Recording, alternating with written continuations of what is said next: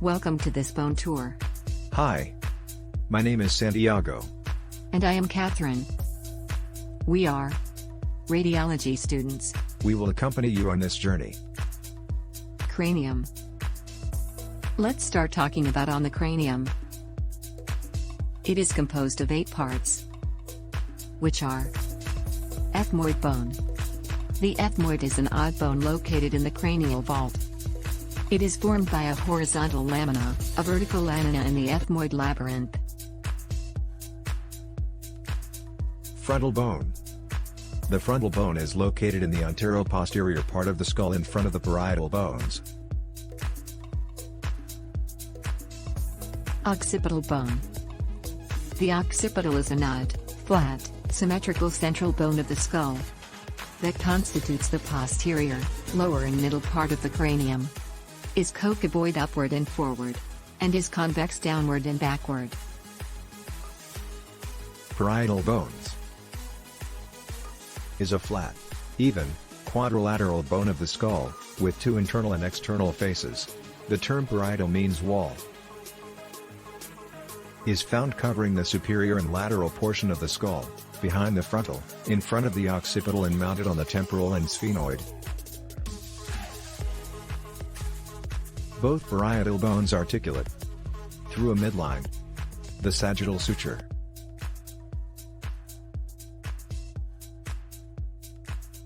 Sphenoid bone is an odd bone located in the middle part of the base of the skull that forms part of the deep internal structure of the face, the nostrils and the skull itself. In it is located the sala turcica where the hypophysis gland is lodged. And to finish with the bones of the skull, we have the temporal bones. Temporal bone is an irregular, even bone, located in the lateral, middle and lower part of the cranium. It contains in its thickness the vestibulocochlear hearing organ. Hello, fellow Ariandinos. In this tour, we will continue with the facial bones. This facial part is made up of 14 bones. These are vomer. The vomer is a lamellar, quadrangular, irregular, compact, odd-shaped, medium-sized bone of the face. It forms the posterior part of the nasal septum. Conchinasals. These are structures of spongy bone, covered by respiratory mucosa and located in the lateral parts of each nasal chamber. Their function is to heat, humidify and filter the air we breathe. Nasal bones. The nasal bone, or also called the nasal bone, is a bone of the face, even, short and compact, in a quadrilateral shape. Therefore, they are 2 small bony structures that are located in the upper part of the nose forming part of the facial mass. Maxilla bones. The maxillary is one of the 2 bony pieces that form the mouth of vertebrates and in which the teeth are housed. It is a short, even bone with an irregular quadrilateral shape.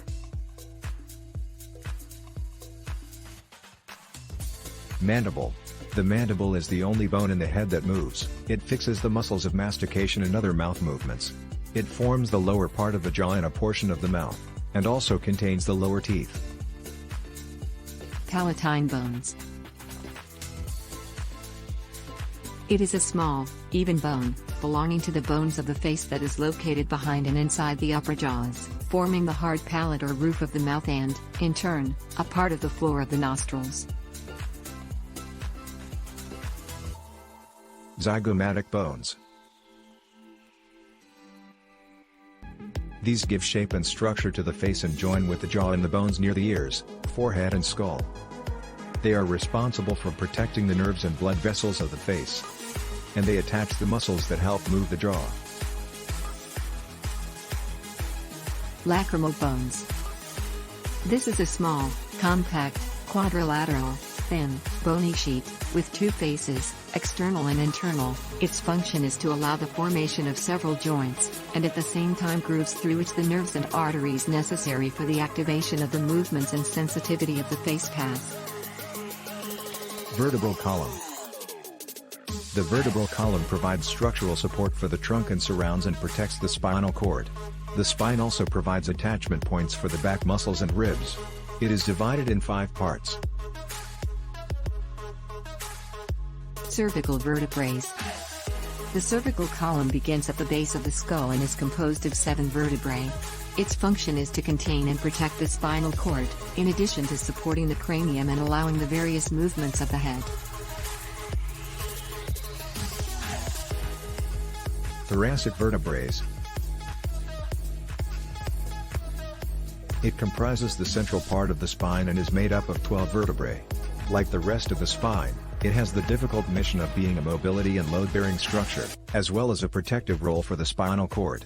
They are the only vertebrae that support the ribs. Lumbar vertebrae. It is made up of 5 vertebrae forming the lower back. Its vertebral bodies are the largest and strongest of the entire spine, which facilitates the loading of body weight. Sacrum. The sacrum is a shield-shaped bony structure located at the base of the lumbar vertebrae. It is connected to the pelvis, forms the posterior pelvic wall and strengthens and stabilizes the pelvis.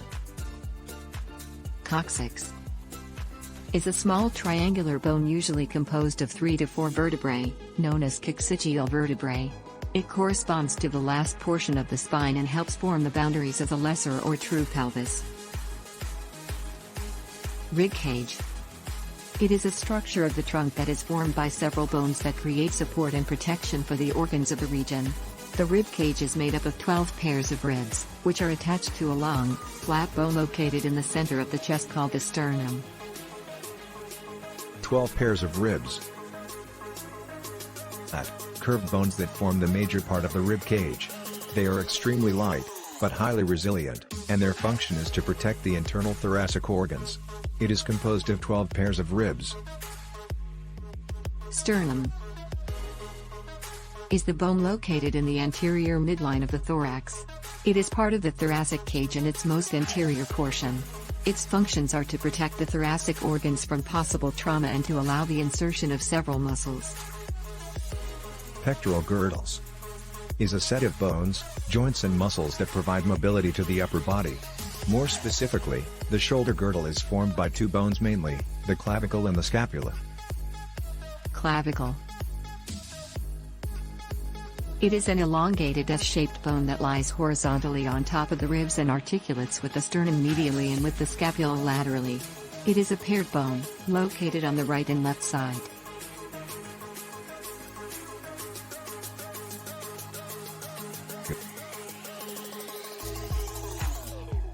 It is the triangular bones located at the back of the shoulders. It is a paired bone that connects the arm bone to the clavicle and has 3 groups of connected muscles. These muscles help move the shoulder joint.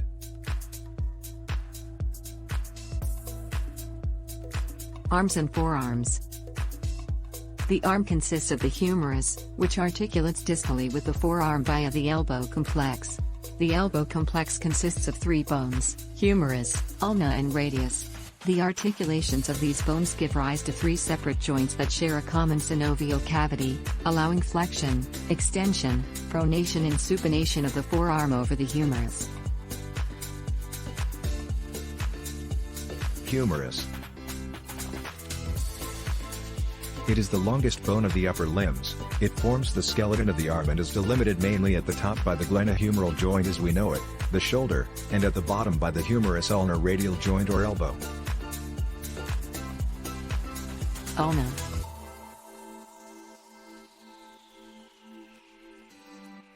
is a bony structure, which is located in the inner part of the forearm, next to the radius, specifically between the trochlea of the humerus at the elbow and the carpal bones at the wrist. It articulates in the superior part with the humerus and the radius, in its inferior part with the bones of the carpus and the radius. Radius.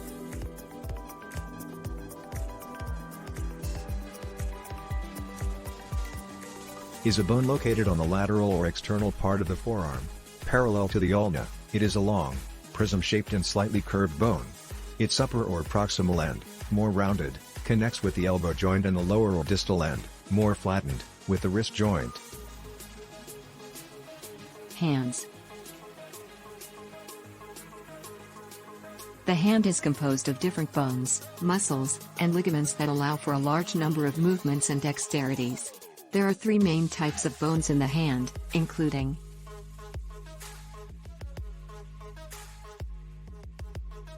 carpals. The carpus is a part of the skeleton of the upper extremity found in the wrist. It is composed of 8 bones joined by ligaments and forming the skeleton of the wrist. They are arranged in 2 rows, proximal and distal. In the row closest to the wrist are the scaphoid, lunate, pyramidal and pisiform bones, while in the second row are the great, hooked, trapezium and trapezoid. metacarpals.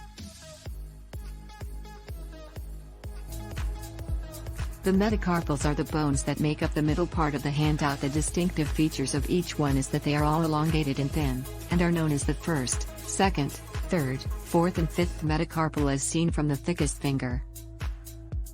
Proximal phalanges.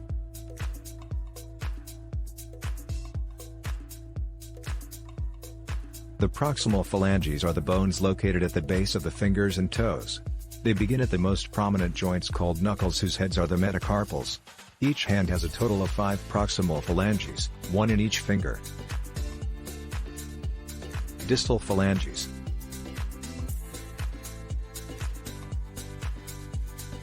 The distal phalanges are the bones located at the ends of the fingers. They articulate with the middle phalanges. Each hand has 5 distal phalanges. These are shorter and slightly thicker. Pelvis is the lower anatomical region of the trunk. Being a cavity, the pelvis is an osteomuscular funnel that narrows downward, bounded by the sacrum, coccyx and coccyx forming the pelvic girdle and the muscles of the lower abdominal wall and perineum. Hip bone. The coxal bone is one of the bones of the pelvic wall that make up the hip. It is an even, flat, spongy, quadrilateral helical bone, composed of 3 embryonic bones, ilium, pubis and ischium. Each of the coxal bones has 2 faces, 4 edges, upper, lower, anterior and 4 angles. These coxal bones are connected. Thighs and legs. The anatomical area located between the pelvic girdle and the leg. This is composed of only one bone, the femur. And the leg is between the thigh and the foot. It is composed of 3 bones, the patella, the tibia and the fibula.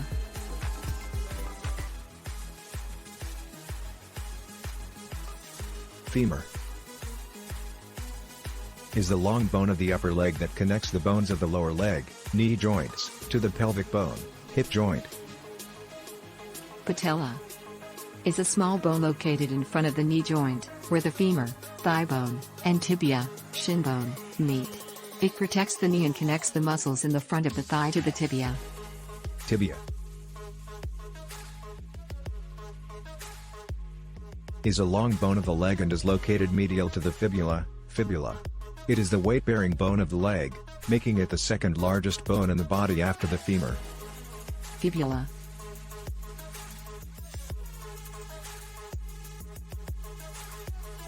is a structure formed by bony tissue, which has the anatomical characteristics of being long and narrow. This bone is located between the knee and the ankle, and it connects with the tibia and the talus to form different joints. Feet and ankles.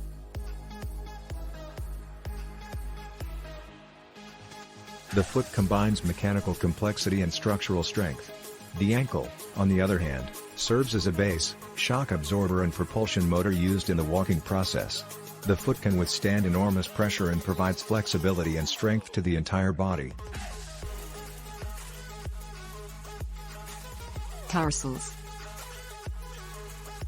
The tarsus is the posterior part of the foot located between the leg bones and the metatarsals. It comprises 7 bones, collectively called tarsals, arranged in 2 rows, talus and calcaneus in the first row, and scaphoid, cuboid and the 3 wedges, in the second. Metatarsals is composed of 5 metatarsal bones, which are numbered from the medial side of the foot. The metatarsals are long bones formed by a triangular prismatic body with 3 faces, superior and lateral, and 2 ends, anterior and posterior, the latter with 5 faces, of which 3 are articular, except 1 and 5, which only have 2.